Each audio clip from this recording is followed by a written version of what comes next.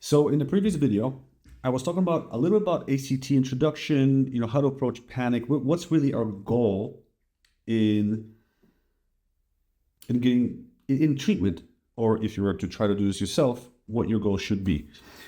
What I didn't realize, one aspect I didn't mention on one very important aspect, and that's safety behaviors. So there's really like two reasons why people get stuck in exposure therapy.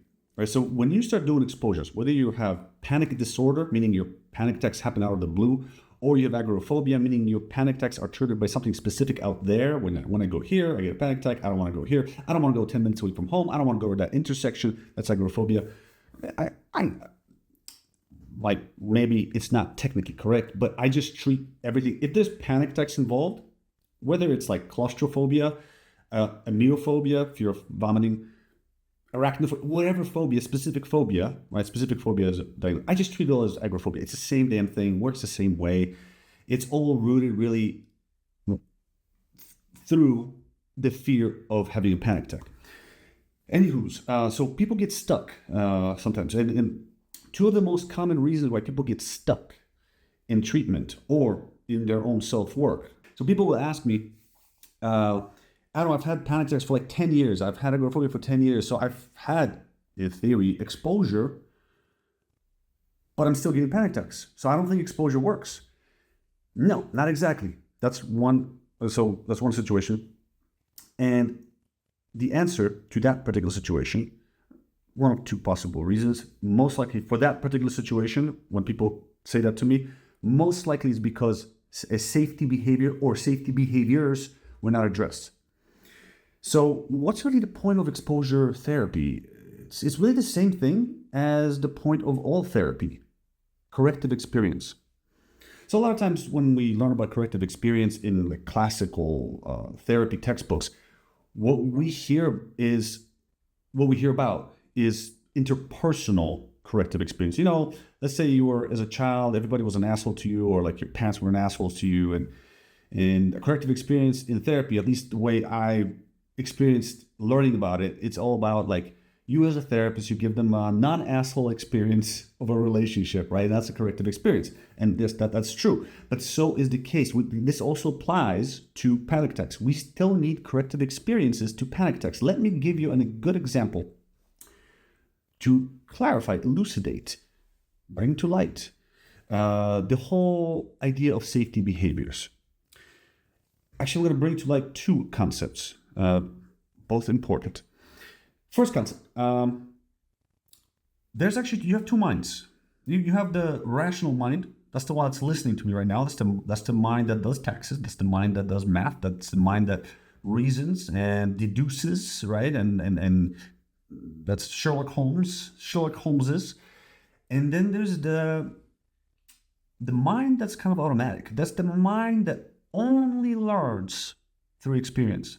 This mind, the rational mind, can change its mind like that, super quick, right? New information came in, I changed my mind, right? The other part of your mind only learns through experience. It only will change its mind if it has a new experience that shows it otherwise. So here's an example of that in action.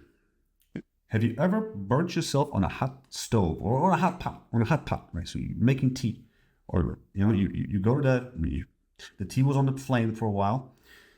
You approach it and you grab it. You just carelessly grab it. You can burn yourself, right? You're now like kind of scarred, maybe physically, maybe emotionally, right? You turn the flame off. You wait an hour. Then you come back to that pot. Round two. It's time to make tea. I'm determined. So you go up to the pot, and let me ask you this. Do you approach it right away? Do you just ballsily, let's just say this was the hot pot, do you just go and grab it like that? No. Probably if this is the hot pot, the flame was off for about an hour. So the rational mind knows that ain't no way this thing is still scorching hot, right? The flame's been off for an hour. How do you approach it though? You still this. Odds are you still go like this. Okay, it's good to go. Yeah. We can make some tea now. Why do you do that? Why do we all do that? I don't know a person who doesn't. Whoever doesn't do this is a psychopath. I'm kidding. I should be careful with my jokes, my diagnostic jokes, because I can actually diagnose. No, it's not. You're not a psychopath if you actually don't do that. I'm just joking. But right, we all do that, right? We all test it first. Why? That's because it's a second part of us. It's not convinced yet. This part is convinced. The rational part is convinced. But that one that learns only through experience is not convinced. So that's the point of exposure therapy. So, all right, so you've had panic attacks for 10 years and you've had all these panics happen and you're still suffering. Why didn't exposure work? Because there was a safety behavior.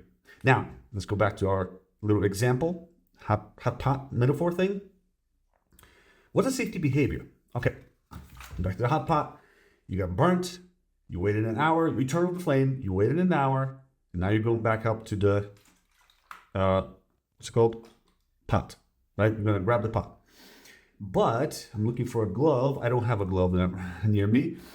But instead of doing this part, testing, by the way, this is synonymous for reality testing, right? This is what we want to have you do during a state of panic. So for example, reality testing, doing exposure therapy might look something like, a lot of times people fear, like, I'm dizzy, I'm going to pass out. What I have you guys do is I have you actually, like, first stand up, see if you can just stay standing while feeling this dizzy. That's reality test part one. Then I might have you walk around, just walk around back and forth during this state of dizziness. See if you can keep walking and not fall over. Everybody passes, guaranteed, everybody passes. Next, what do we do? I have you stand on one leg. Ooh, it's getting hardcore now. Everybody passes. Everybody can stand on one leg. The point is that you're touching the hot pot. You're starting to learn, yeah, it's not hot. I thought that this dizziness was dangerous, but I can actually function through it just fine. Part of ACT is value-based action. I'll get into that on the video. There's a lot of elements in here, trust me. Anyways, so back to the hot pot. Safety behavior is like you put on one of those oven mittens and you grab the pot. And you never learn if after an hour that pot is safe. If after an hour of having the flame off, the pot is safe. So during the state of panic attacks, most of the time, people will have some sort of safety behaviors that they'll be relying on. That part that only learns through experience still registers the use of those safety behaviors and attributes the safety to the use of those safety behaviors. So I only survived this panic attack because I was doing box breathing. What else is a common safety behavior? So people will try to control their breath. It's one safety behavior. By the way, studies were done initially. If you go to some therapist who was trained years ago, and he actually by some chance had some training on how to treat panic attacks. By the way, most therapists don't know a diddly squat about treating panic attacks. How do I know this? I used to have a panic disorder. That's why I ended up specializing in this whole thing.